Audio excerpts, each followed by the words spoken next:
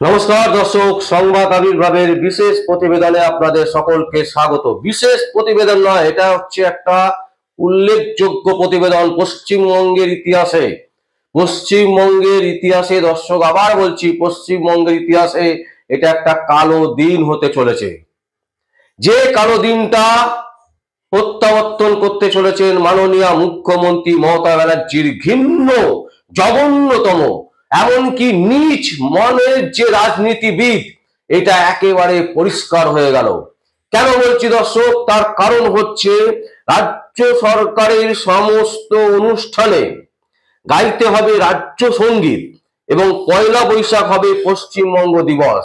এই নিয়ে আপনারা সবাই জানেন যে নবান্নতে একটি মিটিং ডেকেছিলেন মাননীয় মুখ্যমন্ত্রী মমতা ব্যানার্জি। সেই মিটিং এ কিন্তু কোনো কিছুই ফয়সলা হয়নি, কোনো কিছুই সিদ্ধান্ত তখন করতে পারেননি। তিনি নিজে থেকে চেয়েছিলেন যে পয়লা বৈশাখ হবে পশ্চিমবঙ্গ দিবস। তিনি চাইবার কে? প্রশ্ন হচ্ছে মুখ্যমন্ত্রী মমতা ব্যানার্জি চাইবার কে?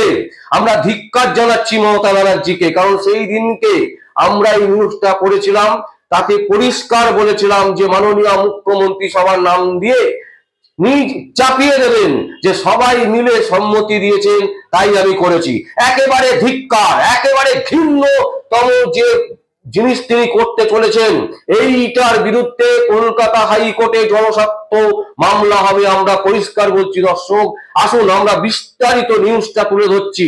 রাগের কারণ আছে এবং সরাসরি বলছি, মুখ্যমন্ত্রীকে আমরা চ্যালেঞ্জ করছি, এইটা উনি যদি করে যান, আগামী 2026-এ যখন ওনার পরিবর্তন হবে, তার পরের দিনকে এই টোটালটাই বহিষ্কৃত করে দেওয়া হবে। বহিষ্কৃত মানে বাদ হয়ে যাবে এই টোটাল পশ্চিমবঙ্গ দিবস এবং পশ্চিমবঙ্গ সঙ্গীত, টোটালটাই বাদ হয়ে যাবে।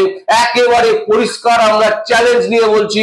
এবং 2026-এ এই কারণে মুখ্যমন্ত্রীর এই জঘন্যতম, ঘৃণ্যতম কারণের জন্য পশ্চিমবঙ্গবাসী কোনোদিন তাকে ভুলতে পারবে না। যেখানে যাবে সেখানে ধিক্কার, চোর, এই স্লোগান তুলবে পশ্চিমবঙ্গবাসী।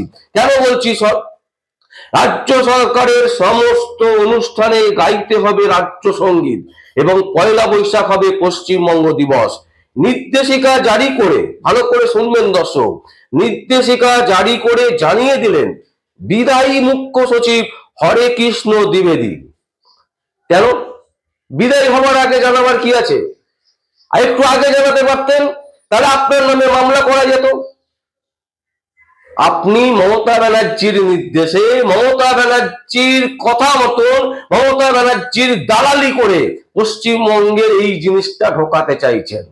পশ্চিমবঙ্গের জাতীয় সঙ্গীত পশ্চিমবঙ্গ সঙ্গীত, পশ্চিমবঙ্গ দিবস, পয়লা বৈশাখ পশ্চিমবঙ্গ দিবস কেন মানবে পশ্চিমবঙ্গবাসী? আমরা মানছি না। আমরা সংবাদ আবির্ভাবের পক্ষ থেকে একেবারে পরিষ্কার বলছি, যখন যখন পশ্চিমবঙ্গ দিবস বা পশ্চিমবঙ্গের সঙ্গীত পালন করা হবে, আমরা মানব না।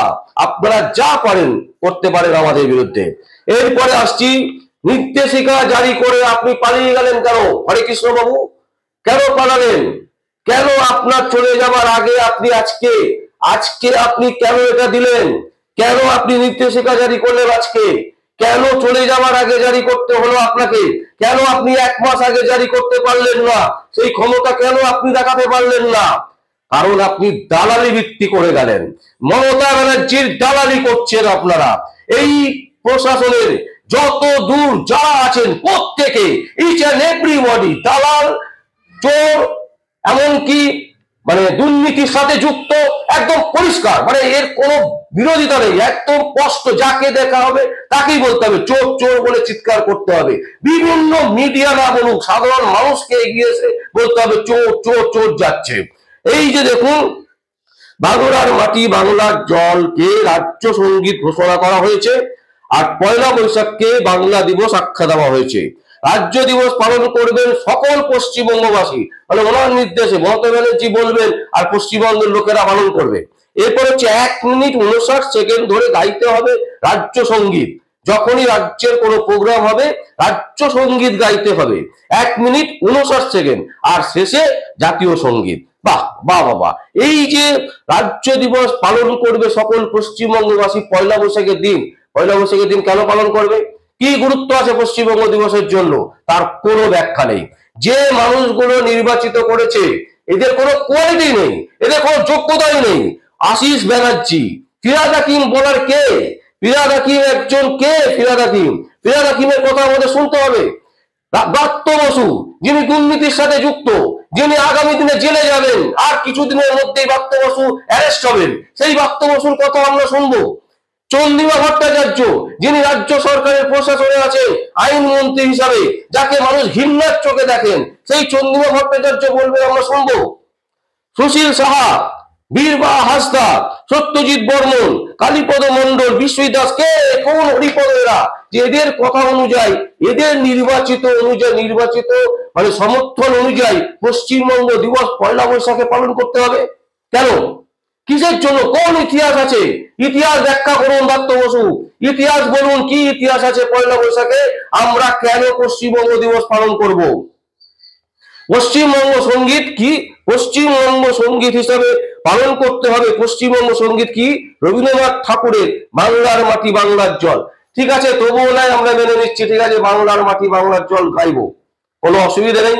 রবীন্দ্রনাথ ঠাকুর গেয়েছেন, কবিগুরু রবীন্দ্রনাথ ঠাকুর, যাকে আমরা প্রত্যেকে মানি, প্রত্যেকে বিশ্বাস করি, যিনি আমাদের আত্মার মধ্যে জড়িয়ে আছেন, তার গান যদি পশ্চিমবঙ্গ সঙ্গীত হয় কোনো অসুবিধা নেই আমাদের।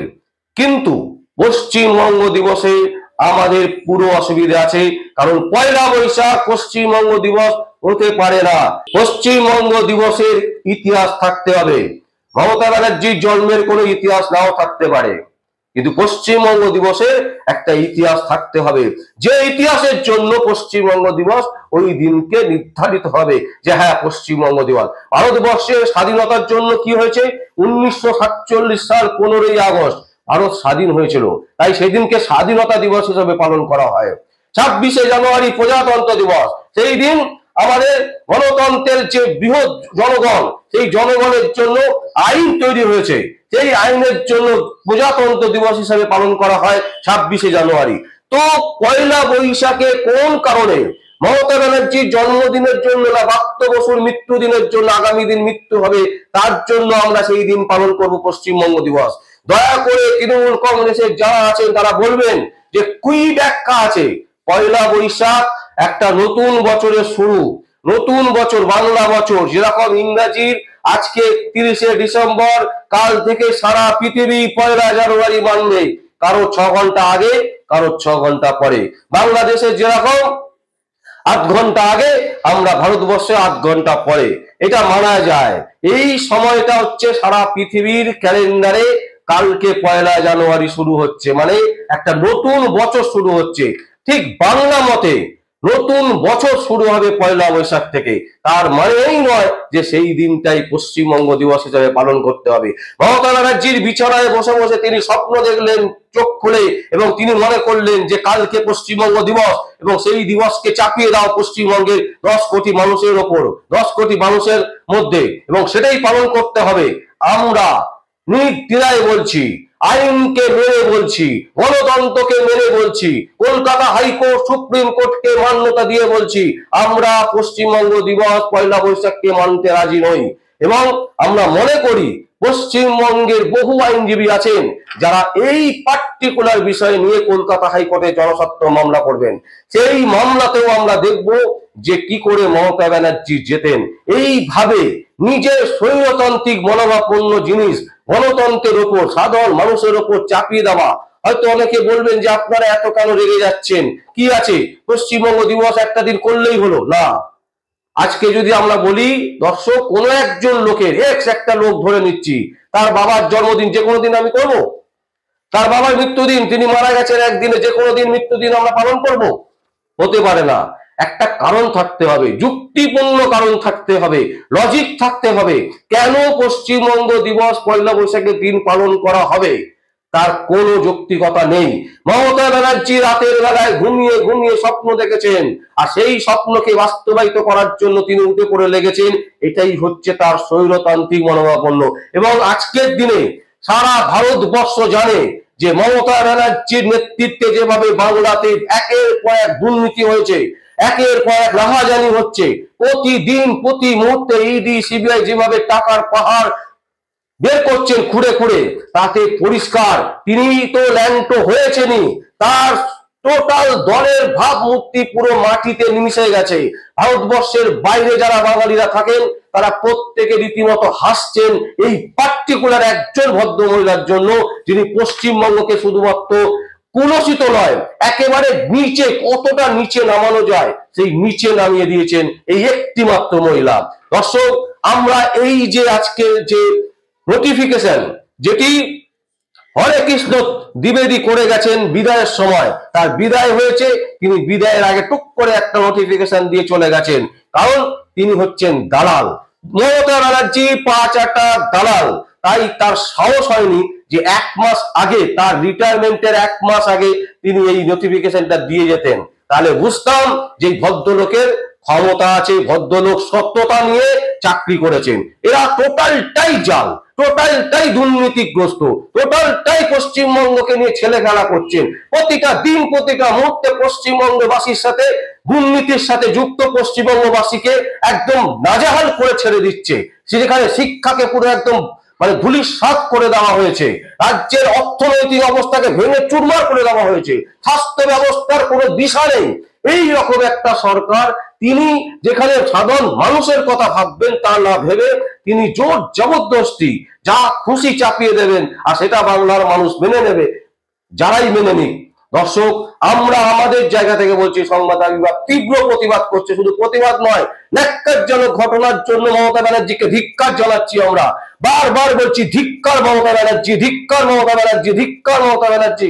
আপনার যদি সাহস থাকে আপনি যা পারবেন করুন, আমাদের যা সাহস থাকবে আমরা দেখে নেব যে আপনি কত দূর কত কি করতে পারেন, সেটাও আমরা আপনার বিরুদ্ধে দেখব। কারণ কলকাতা, পশ্চিমবঙ্গের সাধারণ মানুষকে নিয়ে আপনি যেভাবে ছেলে খেলা করছেন, যেভাবে একের পর এক জিনিস সাধারণ মানুষের ওপর চাপিয়ে যাচ্ছে, সাধারণ মানুষকে বিভ্রান্ত করছে, সাধারণ মানুষকে ভুল পথে চালনা করছেন, এটা হতে দেওয়া যায় না। এই জায়গা থেকে আমরা আপনাকে ধিক্কার জানাচ্ছি।